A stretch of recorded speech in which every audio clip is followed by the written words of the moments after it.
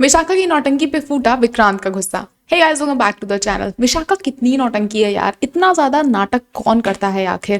पहले तो उन लोगों का जो हल्दी वाला प्लान होता है ना, वो पूरा तरह से फेल हो जाता है, क्योंकि जो हल्दी होती है वो गिर जाती है, अपशगुन टाइप का हो जाता है और काफी सारे नाटक चल रहे होते हैं घर में ऑलरेडी। जिसके बाद जो विशाखा होती है वो एक और नया नाटक हल्दी में करती हुई नजर आती है। सबसे पहले तो आप लोगों को बता दें कि हल्दी वाला पूरा फंक्शन चल रहा है एंड घर में उस वक्त पे तो सभी लोग बहुत ज्यादा खुश होते हैं, नाच गाना कर रहे होते हैं, डांस हो रहा होता है।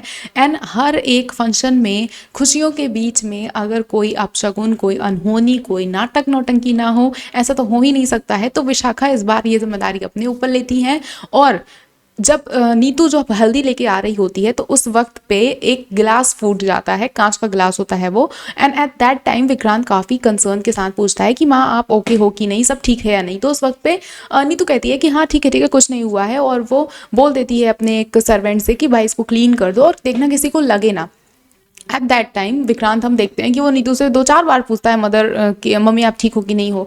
एंड उसके जस्ट बाद वो विशाखा को बोलता है कि आप हल्दी लगाइए सबसे पहले। I don't know why Vikrant is doing all this shit, क्योंकि अगर उसकी माँ है एंड माँ तो भाई नीतू ही है ना। ऐसे जो बताई भी गई हैं बातें विक्रांत को, उसके अकॉर्डिंग भी माँ नीतू ही है, और कोई भी रिचुअल करने से पहले सबसे पहला हक जो है वो नीतू का ही है, नीतू ही फर्स्ट टाइम पे करनी चाहिए।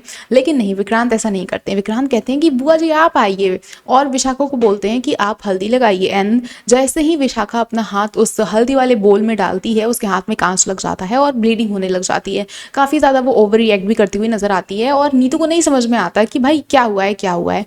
क्योंकि उस टाइम पे जब कांच टूटता है, कांच का गिलास टूटता है, तो वो हल्दी के बोल के अंदर ऑब्वियसली नहीं गिरा होता है, लेकिन आपको बता दें कि बोल में ऑलरेडी कांच होता है एंड ये सारी चीज़ें पूरी प्री प्लान्ड होती हैं। इसके बाद जो विक्रांत का रूप होता है ना, विशाखा को इतना रोता धोता देख, उसका इतना नाटक देख के विक्रांत इतना ज़्यादा गुस्सा हो जाता है अपनी माँ के ऊपर, और नीतू को बहुत ज़्यादा सुनाते हुए भी नज़र आने वाला है। एंड नीतू बहुत ज़्यादा परेशान हो जाने वाली है कि भाई उसकी ऐसी भी क्या गलती थी कि विक्रांत उसे इतना सुना रहा है, वो भी विशाखा की वजह से। विशाखा की जो नौटंकियाँ हैं वो कहीं ना कहीं बहुत ज़्यादा बढ़ती जा रही हैं, और ये सारी चीज़ें जो हैं वो सबको क्लियरली नज़र आ रही हैं, सिवाय विक्रांत को छोड़ के। तो अब देखना काफ़ी ज़्यादा इंटरेस्टिंग होगा कि मन्नत जो है वो कैसे इन चीज़ों का बदला लेती है। लेकिन आपको बता दें तो मन्नत बदला नहीं ले पाएंगी।